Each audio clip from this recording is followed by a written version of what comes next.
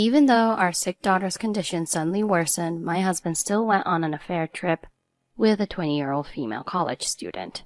He insisted it was for work and didn't even answer my call asking him to come see our daughter.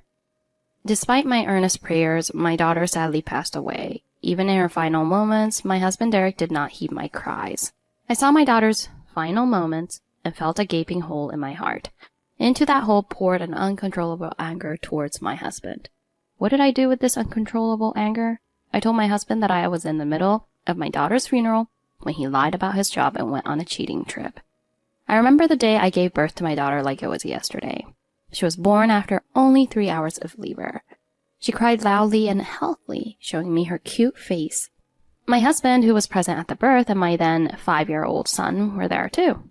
We all rejoiced at her birth. I think our family was truly happy and fulfilled at the time. But now we can no longer laugh together with the same faces. This seems like a serious story. Is it okay to listen to it? Did the family fall apart? Was it due to divorce or estrangement? I divorced my husband, and then my daughter went to heaven before me. Losing my daughter is still very painful. I wanted to protect her even at the cost of my own life. But my daughter fought hard. She was sick, but she really fought well. I'm proud of my daughter. And of course, my son also fought with us. He must have felt lonely but always thought of his sister. But only my husband betrayed us. We decided to protect my daughter together as a family, but my husband didn't even see her final brave moments. It was something we should have overcome as a couple, but my husband betrayed me. It might remind you of sad things, but if it's okay, I'm going to talk about it here. Yes, I wanted everyone to hear it today. I'll continue talking. Shortly after she was born, a heart condition was found, and she lived a life of repeated hospital admissions. She had several surgeries and many restrictions in her daily life. When we felt relieved that she was healthy, she suddenly got worse, or the test results weren't good. And her hospital stays were prolonged. It was tough, but just seeing my daughter's cute smile kept me going. After learning about my daughter's illness, I quit my job and became a full-time housewife. Because my daughter needed regular hospital visits, my husband and I discussed and decided it would be best. But as soon as I became a full-time housewife, my husband completely dumped all childcare responsibilities on me. It seemed like he assumed I would take care of our daughter's nursing care alone. There was a day when our daughter suddenly fell ill, and I called my husband to take her to the hospital, but his response was terrible. Hello, are you still at work? I finished work already. I'm out having drinks with colleagues. It's a work celebration. Yeah, I'm sorry, but could you come home? Our daughter isn't feeling well. I want to take her to the hospital. Then just take her yourself. Do I need to come back? I'll go to the hospital, but our son is here. Can't you watch our son at home? Huh? Why? Shouldn't our son come to the hospital too? If she needs to be hospitalized, I might need to stay with her. That's why I'm asking you to take care of our son. When can you come back? Then bring our son with you. Why do I have to come back? I'm with colleagues for work. I'm the one supporting the family. I support the family by working. So handle the kids on your own, Amber. He said this and completely ignored me. In the end, I asked my parents to take care of our son. I was really upset and sad with my husband, but at that time I had no choice but to endure it. Because as my husband said, I didn't earn any money, so without him I couldn't pay for our daughter's medical expenses. I desperately wanted to protect my daughter, so I couldn't bring myself to confront my husband. But I'm sure that was a mistake. After that, my husband became even more arrogant. He stopped doing any housework or childcare, and of course, he stopped visiting our daughter in the hospital. Even when my son and I tried to talk to him. I'm tired from work. Besides, she'll be discharged soon anyway, so there's no need to go, right? That's all he ever says. I was busy to the point of exhaustion every day with housework, taking care of our son and nursing our daughter. Your husband is trash. Isn't he worried about the kids? Really? Has he always been like this? But it wasn't always like this. Initially, when we got married, we both worked, so he helped out quite a bit with the housework. Since our son was born, he has been somewhat involved in parenting. At first, he was really worried about our daughter's illness, but I think my husband started to feel dissatisfied when I began focusing our lives around our daughter. Me being absent from home due to accompanying our daughter to the hospital. Family plans being canceled due to our daughter's health condition. I think these accumulated situations didn't sit well with my husband, so I think he started asserting his role as the breadwinner and trying to dominate. What's all that about? He's acting like a child. Some husbands can't stand not being the center of attention. Seems like some men get jealous of their own children. They really act like children, don't they? But I still had hopes, because there were times when my husband was cooperative, so I thought maybe things would go back to how they used to be. But in the end, my husband disappointed me. He ended up betraying our family. It happened when our daughter turned 4. During this time, our daughter still had regular hospital visits, but on good days, she could go to kindergarten. She couldn't run around like other kids, but she enjoyed singing and drawing with children her age. Her face lit up with joy when called by her friends. It really sparkled. But one day her health deteriorated and she had to be hospitalized. And then about a week after our daughter was hospitalized, I fell ill and ended up bedridden. I wanted to take her a change of clothes to the hospital, but I just couldn't muster the strength to get up. So I decided to ask my husband to take the clothes for me. Hey, could you go to the hospital to see our daughter today? I'm not feeling well. I have a fever, so I can't do it. I have to work overtime today. Can't you go even if you have a fever? You're her mother. In my current condition, it's impossible. Do you really have to work overtime? Of course. I'm working overtime to support you and our daughter. I appreciate that, but you're her father too. Please prioritize being a father today. I'm begging you. If you really have to work overtime, I'll talk to your company. They have sick leave for caregiving, don't they? I'll tell them you need to take care of me and ask them to let you off. Don't do that. It'd be embarrassing. Fine, I'll go today. Because I didn't back down, my husband reluctantly agreed.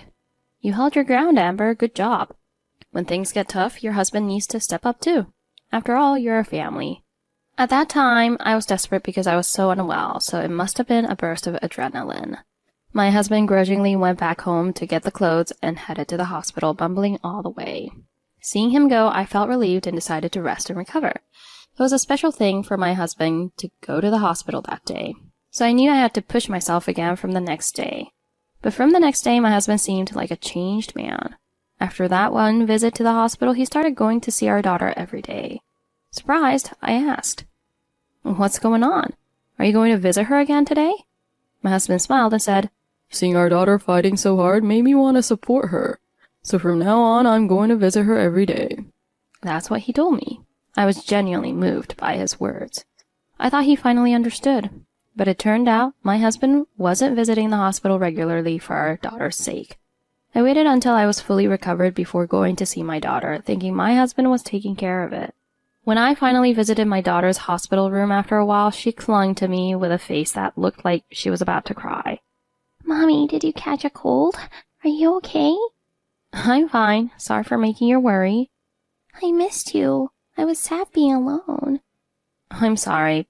But Daddy came to see you, right? He was so eager to visit every day." "Daddy came, but he always left quickly. He just dropped off the clothes and left, saying he was busy." Seeing my daughter with tears in her eyes, I realized she was truly lonely. If so, what about my husband? Curious, I asked my daughter slowly. "Daddy did bring your clothes, right? Didn't he stay to talk with you afterward?" "No, he didn't. Daddy just dropped off the clothes and left right away. When I tried to show him my origami, he said he was too busy." Seeing my daughter trying so hard to explain, I felt confused. After all, recently my husband had been saying things like, I went to the hospital to see our daughter today. I'll go again tomorrow, so if there are any clothes or anything she needs, let me know. That's what he had been telling me. He must have actually been going, because the clothes I asked him to bring for our daughter were properly delivered. Come to think of it, he said he was going to visit her after work today too. He was eager to bring some snacks for our daughter. But while he seemed so enthusiastic, our daughter felt lonely because he wasn't spending time with her. I wanted to find out what was causing this disconnect. And since my husband should be at the hospital every evening, I decided to check for myself. I went home, finished the housework, dropped off our son with my parents, and headed back to the hospital. I told my daughter, "Let's surprise Daddy." Wow, I felt so nervous. And what about my husband? It turned out my daughter was telling the truth. My husband came to our daughter's hospital room, handed her the snacks, and then left almost immediately. It didn't even take 2 minutes. Even though I was hiding, I was in a pretty obvious spot, but he didn't notice me at all. When my husband arrived, "Daddy, today," my daughter tried to say, but I always tell you I'm busy, right? I don't have time, so I'm leaving now, he said, cutting her off. Watching him leave like a gust of wind, my daughter said, "Oh, well, Daddy didn't see you hiding, Mommy." Too bad for him, my daughter said, as if unbothered. But for me, it was unbelievable. So I told my daughter to wait a moment and decided to follow my husband to see where he was going. A short walk from my daughter's hospital room is an area with vending machines. It's set up with tables and chairs, making it a little rest area. And there, my husband was sitting, together with a woman I didn't know. She seemed to be a patient, with bandages on her leg and crutches beside her. My husband and this woman were laughing together, looking like a couple. Even though he spent only a brief moment in our daughter's room, he was leisurely chatting and having tea with this woman. Seeing my husband acting so flirtatiously made me really angry. So, he was visiting this young woman instead of our daughter. Is he cheating? But that woman is a patient in the hospital, right? Cheating in the hospital? Let's call this woman Allie. I think it's certain that my husband was going to see Allie. He seemed to have given her some kind of present at that time. But whether they're in a cheating relationship or if their relationship has developed to that extent, honestly, it seemed suspicious. After all, my husband only started visiting recently. If they met here at this hospital, it should have been not long ago. Is my husband in the middle of trying to charm her? He's really putting in effort, even giving her presents. Is he finding a new love while our daughter is fighting in the same hospital? It's unbelievable. If my husband is trying to start an affair with Allie, I thought I needed to stop it. But this was the first time I caught my husband and Allie together. I figured he could come up with plenty of excuses if I confronted them right now. So I decided to observe my husband's actions a little longer. I planned to gather evidence before confronting him. Since then, he has been happily talking about good things that happened during his visits to our daughter. Perhaps because it's in the hospital, his actions didn't quite seem like cheating. But their relationship seemed to be growing deeper day by day. I have been capturing the cheerful scenes around me with my camera, planning to use them as evidence to confront my husband soon. At that moment, our daughter's condition suddenly worsened. We received a call from the hospital about her condition at exactly 7 a.m., just as we were all starting our usual morning routine. It was a shockingly sudden news. Our son agreed to go with me to a visit, and we prepared to head to the hospital together. So I said to my husband, "Please call your company quickly. Let's go to the hospital together." In response, "If you're going, I'm fine. I'm going to the office," Derek said as if he was spitting his words out. He said it dismissively, refusing to go to the hospital despite our daughter's sudden deterioration in condition. That moment was when I truly realized that my husband was hopeless. Without saying another word, I went to the hospital with our son. As I approached my daughter, I saw her in a state of suffering like I had never seen before. There had been many times when her condition had worsened in the past, but this time I felt different. It couldn't be true. It couldn't be true. Hang in there. Hang in there. I prayed silently in my heart. I'm sure my son felt the same way. In the midst of it all, I trembled as I contacted my husband. Despite knowing he was unreliable, I needed him at that moment. I didn't need him to do anything. I just wanted him to be here and pray for our daughter. It was such a simple request, yet my husband dismissed it completely. "Please, our daughter's condition is not good. Come to the hospital. Stay with us." "So what can I do about it? Haven't we been through this many times before?" "You're always exaggerating." "Oh, I just got a business trip scheduled now. I don't think I can come back today. I probably won't be able to answer calls either. It's an important deal." "Wait! Please wait, I'm begging you."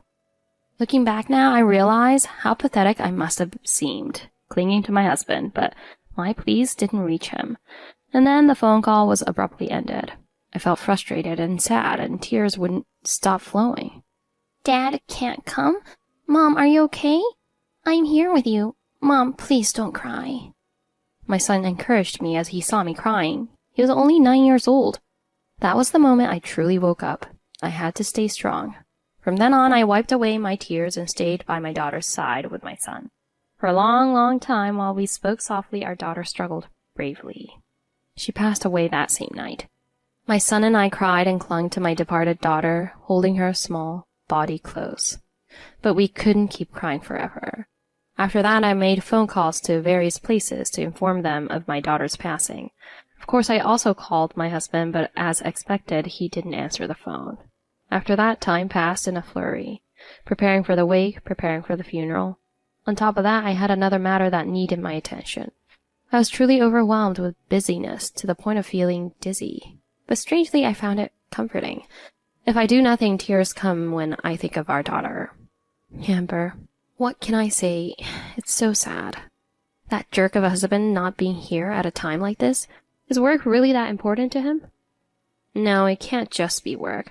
His relationship with Allie seems suspicious. To cut to the chase, my husband lied to me. He didn't go on any business trip, but I decided to proceed with the wake and funeral without my husband. And just minutes before the funeral began, my husband finally called back. Hey, you keep calling over and over. It's annoying. Are you trying to interfere with my work? I called at night too. Was that also work-related? Nights are busy with client dinners. Seriously, don't keep calling over trivial things. Trivial things? Fine then. The funeral for our daughter is starting now, so I'll hang up. It might be trivial to you. Huh? What do you mean? Whose funeral? It's our daughter's funeral.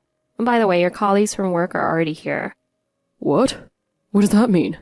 He hung up on me after hearing that. And then I went to say my final goodbye to our daughter. The funeral proceeded smoothly after that.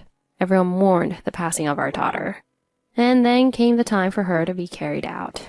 At that moment, my husband finally appeared at the hall, tears streaming down his face. Oh, poor thing. She was only 4 years old. He cried out as he approached our daughter. But the men by his side stopped him. They were his colleagues from work. What have you been doing all this time? You were supposed to be on leave, right? Amber was told you were on a business trip, but there was no such plan, right? Well, I was working. I was trying to secure new clients during my leave. My husband struggled to explain, tears pouring down his face again. My husband glared at me. It was indeed an important job, but when it came to our daughter's critical situation, I should have rushed back immediately. Why didn't you let me know about it? Because of that, I couldn't be there for my beloved daughter's final moments. He shouted and collapsed on the spot. I think he tried to shift the focus away by mentioning the fake business trip when his colleagues pointed it out. But I don't think anyone felt sorry for him considering how absurd his attempt was. Because by then, everyone already knew where my husband had been and what he had been doing all this time. I called several times, but you didn't answer. That's a lie. I didn't notice the calls. If you really intended to let me know, you could have left more missed calls, right? You neglected to do that. So during your stay at that spa resort, should I have called you there? Huh? You were doing business at a luxury spa resort, right? Was it a business meeting? Must have been tough. And your business partner, Allie, seems quite young. What did she do? You stayed multiple nights for the business, but you only booked one room, right? Were you perhaps roughing it out somewhere? Or did you stay in the same room? As I relentlessly questioned my husband, his face turned pale. I drove the point home by thrusting several photos at my husband. In those photos, there were images of my husband and Allie holding hands and walking through the spa town. He was cheating after all. How despicable. Incredible. How did you find out? Actually, someone from my husband's company helped me out. After our daughter passed away, I couldn't reach my husband, so I contacted his company. I asked for the phone number of his business trip location. My daughter had passed away while battling illness. Then surprisingly, someone from my husband's company informed me that he had taken a vacation. That fact left me feeling completely numb. What was he doing, not being there for our daughter's final moments? I suppose they could sense my despair. The employee who handled the call kindly said, I'll look into it a bit more. And through their investigation, that employee found out that my husband was apparently on a spa trip. He's probably not alone. There might be someone he's having an affair with. And they told me. So right after that, I immediately hired a detective to investigate my husband's affair. The employees at my husband's company were amazing. They were so capable, weren't they? It was great to have such kind people around.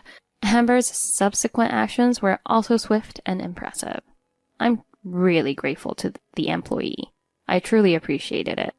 But apparently, my husband was incredibly careless. There was a spa brochure on his desk, they say, and inside the spa brochure, there was a pamphlet for a cosmetics brand aimed at young women. He must have been quite excited because even the travel itinerary notes were left behind, so news of my husband's affair spread like wildfire in no time at all. Moreover, since the news of our daughter's passing was also conveyed, it seems the employees were furious with my husband's actions. And I also informed the relatives who came to the wake about this situation. I pleaded with everyone not to contact my husband anymore. I didn't want him to attend our daughter's funeral. Realizing that everyone knew everything, my husband turned pale. He seemed resigned and suddenly started to bow deeply right then and there. I'm sorry. I didn't expect things to get this bad. I don't know what came over me. It was just a little fling. He started apologizing earnestly, but I couldn't forgive him, and I didn't let him near the funeral home, of course. Of course I didn't take him to the crematorium either. I asked his colleagues to ensure he didn't get near our daughter. Despite everything, we were able to safely send my daughter off to heaven. Please wait there for a while. I conveyed my love to her in my heart. Afterward, I proceeded with divorce negotiations through a lawyer. Of course, I also requested compensation. I demanded compensation from Allie as well, which caused the relationship between my husband and Allie to fall apart. Can you believe it? Allie is still a 20-year-old college student. I didn't expect to get involved in something like this. Allie apparently didn't know my husband was married, and now she's threatening to sue. It seems my husband's position at work deteriorated, and he ended up resigning. His parents and relatives came to the funeral, so it seems he's been abandoned even by his own family. I imagine he's living somewhere alone now. It's just a natural consequence for him. No room for sympathy. As for Amber, how are you doing now? Have things settled down a bit? I'm currently living with my 2 children. Sometimes my son and I talk about our daughter. She was adorable, and surely smart too, I'm sure of it.